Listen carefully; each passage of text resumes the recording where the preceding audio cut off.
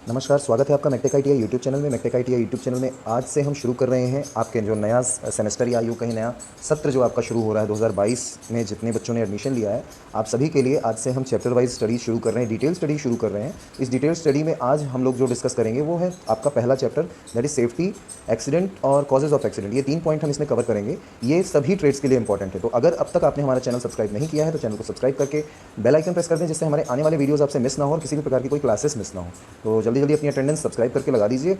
और चलिए देर न करते हुए शुरू करते हैं। Safety, accidents and causes of accident, इस टॉपिक को हम लोग डिस्कस करते हैं। ये fitter, welder, turner, machinist, grinder, PPO, RAC, plumber, इन सभी ट्रेड्स के लिए ये चैप्टर कॉमन है। चलिए शुरू करते हैं। Safety, accidents and causes of accidents. तो आज जो हम लोग यहाँ आज पढ़ने वाले हैं वो है बेसिकली मैकेनिकल इंजीनियरिंग से रिलेटेड ट्रेड जो है उसमें कॉमन चैप्टर है, उसके बारे में हम लोग पढ़ेंगे। तो मैकेनिकल इंजीनियरिंग की जो कॉमन ट्रेड्स हैं जो मैकेनिकल इंजीनियरिंग के अंतर्गत आती हैं, उनमें से फिटर है, टर्नर है, इसी प्रकार से मशीनिस्ट है, PPO plastic processing operator, welder, machinist grinder, ठीक है। इसी प्रकार से आरएसी है, रेफ्रिजरेशन एंड एयर कंडीशनिंग। ये सारी ट्रेड्स जो है ना, ये मैकेनिकल इंजीनियरिंग की ट्रेड है। और मैकेनिकल इंजीनियरिंग की जितनी भी ट्रेड्स हैं, इन सभी ट्रेड्स का आईटीआई के दौरान, जब हम आईटीआई करते हैं, आईटीआई का फुल फॉर्म आपको पता है, इंडस्ट्रियल ट्रेनिंग इंस्टीट्यूट, है ना। अब इनमें से ये जितनी मैकेनिकल की ट्रेड्स हैं, इनमें से ये फिटर 2 ईयर कोर्स है, इसी प्रकार से टर्नर 2 ईयर कोर्स है, मशीनिस्ट 2 ईयर कोर्स है, ठीक है। पीपीओ 1 ईयर कोर्स है, वेल्डर 1 ईयर कोर्स है, मशीनिस्ट ग्राइंडर 2 ईयर कोर्स है और आरएसी भी 2 ईयर कोर्स है। पर इन सभी में कॉमन चीज़ जो है वो कॉमन क्या है, वो है सबसे ज़्यादा कॉमन क्या है, कॉमन चैप्टर एक है जिसको आज हम डिस्कस करने वाले हैं, दैट इज़ सेफ्टी। ये सबसे इम्पॉर्टेंट और सबसे कॉमन चैप्टर है जो कि आपको यहाँ पर आज हम लोग देखेंगे, हम लोग सभी मिलकर देखेंगे। तो सेफ्टी क्या है भाई? सेफ्टी के बारे में बड़ा हमको सुनने के लिए मिलता है, सेफ्टी का बड़ा ध्यान रखना होता है।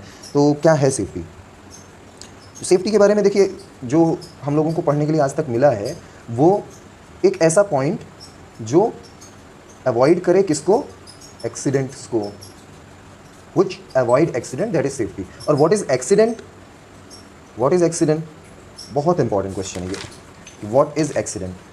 तो accident is nothing but an incident which is undesirable, which is not desired। Accident is an incident which is undesirable। मतलब आप समझ रहे हैं, ऐसा इंसिडेंट, ऐसी घटना जो अवांछनीय थी। अवांछनीय मतलब समझ रहे हैं, जो कोई नहीं चाहता कि हो जाए पर हो जाए। ऐसी घटना जो अवांछनीय है उसे दुर्घटना कहते हैं, ठीक है। जो अवांछनीय घटना है उसी को दुर्घटना कहते हैं। तो यह incident which is undesirable, that is accident. और हमें सबसे ज़्यादा सेफ्टी में एक ही बात का ध्यान रखना है, वो है अवॉइड एक्सीडेंट। लेकिन एक्सीडेंट फिर भी होते हैं। तो what are the reasons behind it? What are the reasons behind accidents? Accident के पीछे क्या क्या रीजंस हैं, आज हम लोग वो देखेंगे। बहुत इंपॉर्टेंट है reasons behind it. That is, सबसे पहला रीज़न है दैट इज़ केयरलेसनेस। देखिए, सबसे पहला रीज़न केयरलेसनेस है। हमें कहा जाता है कि हमें ये करना है, ये नहीं करना है, पर फिर भी हम इतने ज़्यादा केयरलेस हो जाते हैं कि हम वही चीज़ करते हैं जो हमें नहीं करनी चाहिए। तो दुर्घटनाएं जो होती हैं, दुर्घटनाएं इन्हीं कारणों से होती है। ये हमें कहा जा रहा है, जैसे मान लीजिए उदाहरण के तौर पर आप बाइक चलाते हैं, तो बाइक चलाने के दौरान आपको कहा जाता है कि आप हेलमेट पहनिए, पर क्योंकि आप इतने केयरलेस हैं कि आपको लगता है कि अरे यार हेलमेट कौन सा इतना ज़रूरी है। तो हेलमेट ज़रूरी है क्योंकि हेलमेट किससे बचाता है? एक्सीडेंट से बचाता है। और एक्सीडेंट क्या है? Accidents are undesirable incidents. और इंसिडेंट्स क्या हैं? घटनाएं जो कभी भी कहीं भी हो सकती हैं, है ना। तो इसलिए हमें केयरलेस नहीं होना है, हमें जो है असावधानी नहीं रखनी, हमें सावधानी के साथ ही काम करना है। इस बात का हमें ध्यान रखना चाहिए। तो सबसे पहला पॉइंट जो है रीज़न बिहाइंड एक्सीडेंट का, वो है केयरलेसनेस। सेकेंड पॉइंट जो है वो है loss of interest. Loss of interest. भैया, अगर किसी चीज़ में, किसी काम में अगर आपका इंटरेस्ट नहीं है और वो काम आपसे करने के लिए कहा जाए तो उसमें भी एक्सीडेंट होने के चांसेस होते हैं। लॉस ऑफ इंटरेस्ट मतलब अरुचि, किसी काम में आपकी रुचि नहीं है और फिर भी आपसे कहा जा रहा है कि नहीं करना पड़ेगा, तो फिर उस कंडीशन में भी एक्सीडेंट होने के चांसेस होते हैं। तो इसलिए जब कभी भी आप इंडस्ट्री में कोई भी काम कर रहे हैं, जैसे आप मैकेनिकल ट्रेड में हैं, तो जाहिर है कि आपका ज़्यादातर काम इंडस्ट्रीज़ में होगा। तो इंडस्ट्रीज़ में जब कभी भी आप कोई काम कर रहे हैं तो वहाँ पर हैवी मशीनरीज़ होती है। तो हैवी मशीनरीज़ पे जब आप काम करते हैं तो आपको लॉस ऑफ इंटरेस्ट भी एक एक्सीडेंट का कारण हो सकता है। तो आपको इंटरेस्ट ले करके आपको काम करना है, काफ़ी केयरफुली काम करना है, ठीक है। तो 2 पॉइंट्स हो गए जो हमने डिस्कस किए। तीसरा जो है इंपॉर्टेंट पॉइंट वो है हासनेस, हासनेस या जिसे हम जल्दबाजी कहते हैं। देखिए इंडस्ट्रीज़ में काम करते समय आपको इस चीज़ को बिल्कुल अवॉइड करना है, अवॉइड हासनेस, ठीक है। यानी कि अगर आप जल्दबाजी कर रहे हैं तो जल्दबाजी की कंडीशन में भी आपका एक्सीडेंट हो सकता है, तो वहाँ पर आपको बहुत सावधानी से काम करना है। चौथा पॉइंट जो है एक्सीडेंट का मतलब एक्सीडेंट के लिए जो रीज़न है वो है दैट इज़ इग्नोरेंस। अब इग्नोरेंस क्या है भाई? इग्नोरेंस है किसी चीज़ को अगर आप इग्नोर कर रहे हैं, अगर आप जो है लापरवाही से आप उसे छोड़ रहे हैं, आप उसे ग्रांटेड ले रहे हैं, तो दैट इज़ इग्नोरेंस, ठीक है। तो किसी चीज़ को इग्नोर नहीं करना है, और इग्नोर किसे नहीं करना? सेफ्टी प्रिकॉशंस को इग्नोर नहीं करना है हमको, ठीक है। हमें प्रिकॉशंस का ध्यान रख के काम करना है। सेफ्टी प्रिकॉशंस को इग्नोर अगर आप करते हैं तो that will lead to accident, उस कंडीशन में आपके एक्सीडेंट होने के चांसेस होते हैं। पांचवा कारण क्या है? पांचवा कारण है क्यूरियोसिटी। क्यूरियोसिटी वैसे बहुत बड़ा कारण नहीं हो सकता है, पर फिर भी एक छोटा मोटा कारण तो मान ही सकते हैं। क्यूरियोसिटी जैसे किसी चीज़ को पाने के लिए, किसी चीज़ को जानने के लिए आपके अंदर इतनी ज़्यादा उत्सुकता है, इतने ज़्यादा आप उत्सुक हैं उस चीज़ को हासिल करने के लिए, तो उसे ही क्यूरियोसिटी कहते हैं, उत्सुकता, ठीक है। तो आप बहुत देखिए, उत्सुकता में ही जल्दबाजी होगी, और जल्दबाजी में क्या होगा? एक्सीडेंट होगा। तो उत्सुकता से बचना है, ज़्यादा उत्सुक नहीं होना है किसी भी काम को करने के लिए, ठीक है। अब इसके बाद जो आता है सबसे बड़ी चीज़ जो हमें ध्यान रखनी है, सेफ़ ड्रेस, ठीक है। तो सेफ़ ड्रेस, इसके लिए आपको ध्यान रखना है कि आपको हमेशा कंफर्टेबल, मैं कंफर्टेबल इसलिए कह रहा हूँ क्योंकि कई बुक्स में आपको देखने के लिए मिलेगा कि कंप्लीटली टाइट या फिट जो है कपड़े पहनने चाहिए। फिट कपड़े बहुत ज़्यादा आपको पहनने की ज़रूरत नहीं, जिसमें आप कंफर्टेबल हो वो कपड़े आप पहनिए, और उन्हीं कपड़ों को पहन करके आपको इंडस्ट्रीज़ में या वर्कशॉप में जाना चाहिए। या अब जैसे क्या होता है कि इंडस्ट्रीज़ या वर्कशॉप में आपका एक ड्रेस कोड होता है, तो वहाँ आप अपने मन से तो पहन नहीं सकते, पर कोशिश कीजिए कि जिस ड्रेस कोड को आप पहन रहे हैं, जिस ड्रेस कोड को आप वेयर कर रहे हैं, तो दैट शुड बी कंफर्टेबल, वो आपके लिए आरामदायक होना चाहिए। अगर आपको आरामदायक नहीं है और कहीं ना कहीं आप उसको एडजस्ट कर रहे हैं और एडजस्ट करने में आपको दिक्कत हो रही है, तो उस कंडीशन में भी एक्सीडेंट के चांसेस बनते हैं। तो इसमें एक पॉइंट काफ़ी बहुत बड़ा पॉइंट है कि आपकी स्लीव्स जो हैं वो मुड़ी हुई होनी चाहिए, स्लीव्स फोल्डेड होनी चाहिए, ठीक है। आपके हेयर जो हैं, आपके बाल, that should not be very long, आपके शॉर्ट एंड हेयर होने चाहिए, बाल छोटे होने चाहिए, ठीक है। हाथों में आपके किसी भी प्रकार के ब्रेसलेट वगैरह नहीं होने चाहिए, है ना। ब्रेसलेट हो गया, बैंगल्स हो गया, ये सारी चीज़ें नहीं होनी चाहिए, इन बातों का ध्यान रखना है। रिंग्स नहीं होनी चाहिए, क्योंकि आप लेथ मशीन पे, देखिए सीधी सी बात है, आप लेथ मशीन पे काम कर रहे हैं, आप सीधी हैवी मशीन पे काम कर रहे हैं, हाथों में अगर ये सारी चीज़ें हैं तो उनके फंसने के चांसेस बनते हैं। इनके अलावा जिस बात का आपको ध्यान रखना है वो है PPE।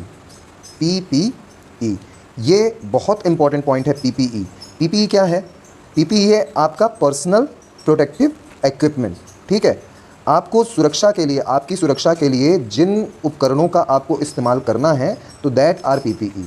और उसी PPE में आते हैं आपके कौन कौन से आइटम्स? PPE में आते हैं आपका हेलमेट, आपके सिर पर हेलमेट होना चाहिए, देन सेफ्टी गॉगल्स, आपके आंखों में गॉगल्स होने चाहिए, आपके पास ईयर प्लग होना चाहिए। ईयर प्लग ऐसा होता है कि जैसे कभी आप किसी कंप्रेसर हाउस में काम कर रहे हैं, किसी वर्कशॉप में जहाँ हैवी नॉइस है, तो वहाँ उस कंडीशन में आपके ईयर प्लग्स होने चाहिए, क्योंकि कई बार क्या होता है जब हैवी नॉइस क्या होता है कि हैवी नॉइस आपको आपके उसको मतलब कान के पर्दों को, जो ईयर ड्रम होते हैं, ईयर ड्रम को डैमेज कर सकता है। तो आपको वहाँ पर हैवी नॉइस से बचने के लिए आपको क्या होना चाहिए? आपके पास ईयर प्लग होना चाहिए। इसके अलावा आपके पास सेफ्टी मास्क होना चाहिए, सेफ्टी मास्क, ठीक है। सेफ्टी मास्क के साथ सेफ्टी शूज़, इंडस्ट्रीज़ में ये तो कंपलसरी है भैया, बहुत ज़्यादा इंपॉर्टेंट है safety shoes. Safety shoes, helmet, इनके बिना तो आपको इंडस्ट्रीज़ के अंदर, प्लांट के अंदर घुसने ही नहीं देंगे। तो सेफ्टी शूज़ बहुत ज़्यादा इंपॉर्टेंट है। तो सेफ्टी शूज़ होने चाहिए, सेफ्टी मास्क होनी चाहिए, ईयर प्लग होने चाहिए, सेफ्टी गॉगल्स होनी चाहिए, इसी के साथ आपके पास में हैंड ग्लव्स भी होने चाहिए। हैंड ग्लव्स ये भी बहुत इंपॉर्टेंट है। ये हैंड ग्लव्स की ज़रूरत तब पड़ती है जब हम किसी ऐसे काम को कर रहे होते हैं जहाँ पर हैवी टेम्परेचर को हमको बियर करना है, हैवी टेम्परेचर के आइटम को हमको बियर करना है, वहाँ पर हमें हैंड ग्लव्स की आवश्यकता पड़ती है। जहाँ जैसे हमें वेल्डिंग करनी है तो वेल्डिंग के दौरान हमें हैंड ग्लव्स की आवश्यकता पड़ती है। और इसी वेल्डिंग के दौरान हैंड ग्लव्स के अलावा हमें एक चीज़ और चाहिए होती है, प्रोटेक्टिव स्क्रीन वेल्डिंग के दौरान। तो जो हमारे वेल्डर ट्रेड के स्टूडेंट्स हैं उनको ये चीज़ पता होगी, और नहीं पता होगी तो आगे की क्लास में उनको पढ़ने के लिए मिलेगा। तो बेसिकली सेफ्टी में मतलब जहाँ हम एक्सीडेंट को अवॉइड करने की बात करते हैं, तो अवॉइड करने के लिए हमारे पास में सेफ ड्रेस जो है ये बहुत बड़ा पॉइंट है, और इसी पॉइंट के अंतर्गत ये PPE आता है। और PPE में ही मैंने आपको ये सारे पॉइंट्स गिनाए जो बहुत इंपॉर्टेंट हैं, ठीक है। इन बातों का आपको ध्यान रखना है सेफ्टी के लिए, ठीक है। अच्छा, अब इसके अलावा जो सबसे इम्पॉर्टेंट हैं जिसके कारण एक्सीडेंट्स होते हैं वो है इनडिसिप्लिन। देखिए एक चीज़ जान लीजिए, कहीं पे भी जो इनडिसिप्लिन होता है यानी अनुशासनहीनता हर जगह कोई ना कोई नुकसान ही पैदा करती है। तो आपको अनुशासन के साथ काम करना है। आप इंडस्ट्रीज़ में कहीं पे भी काम कर रहे हैं, वहाँ पर अगर आप अनुशासनहीनता दिखा रहे हैं तो उस स्थिति में कोई ना कोई एक्सीडेंट या कोई ना कोई अवांछनीय घटना होने के चांसेस बनते हैं। तो अनुशासनहीनता बिल्कुल भी नहीं होनी चाहिए, क्योंकि ये एक्सीडेंट को लीड करती है, तो this should not be happen, ठीक है। इसके अलावा जो सबसे बड़ी बात है, आपको इंडस्ट्रीज़ में जब कभी भी आप जाते हैं तो आपको स्वस्थ होना चाहिए, है ना। तो बीइंग अ हेल्दी पर्सन ही आपको एंट्री प्लांट्स में होनी चाहिए। अगर आप हेल्दी नहीं हैं, अगर आप हेल्थ को इग्नोर कर रहे हैं, तो उस कंडीशन में if you are ignoring your health, ignore अगर आप कर रहे हैं, तो that will lead to accident, है ना। तो नींद आपकी पूरी होनी चाहिए, आप टायर्ड नहीं होने चाहिए। इसी के कारण जो है गवर्नमेंट ने ये पॉलिसी रख रखी है कि कोई भी व्यक्ति को 8 घंटे के ऊपर, जो वर्किंग आवर्स होते हैं वो 8 आवर्स होते हैं, और 8 घंटे के ऊपर केवल 4 घंटे का ही ओटी मिलता है, ओवर टाइम। ओटी मतलब ओवर टाइम, तो that will be equals to 12 hours only. यानी किसी भी वर्कर से केवल 12 घंटे ही काम लिया जा सकता है। 12 घंटे के ऊपर काम लेना as per safety rules allowed नहीं है। तो ये थे कुछ कारण जो कि एक्सीडेंट को लीड करते हैं। उम्मीद करते हैं कि आपको ये टॉपिक अच्छा लगा होगा और आपको समझ में भी आया होगा। हम इस तरह से छोटे छोटे टॉपिक्स बना करके आपके लिए लेकर के आते रहेंगे। तो आशा करते हैं अगर आपको ये वीडियो अच्छा लगा है तो वीडियो को लाइक करें, दोस्तों के साथ शेयर करें, और साथ ही साथ अगर चैनल में नए हैं तो चैनल को सब्सक्राइब कर लें। चैनल का नाम है मैकटेक ITI यूट्यूब चैनल, और इस मैकटेक ITI यूट्यूब चैनल में हम ITI के कोर्स की जानकारी भी देते हैं और ITI के कोर्सेज की ऑनलाइन क्लासेस भी लेते हैं। साथ ही साथ इंपॉर्टेंट क्वेश्चन जो आपके CBT एग्जाम्स में काम आते हैं उन्हें भी हम आपको बताते हैं। इसके अलावा हम कैंपस सिलेक्शंस के बारे में भी बात करते हैं। तो ये चैनल आपके लिए काफ़ी इंपॉर्टेंट होने वाला है, तो चैनल के साथ जुड़ जाइए। अगर पहले से जुड़े हुए हैं तो जुड़े रहने के लिए धन्यवाद। आपका दिन शुभ हो।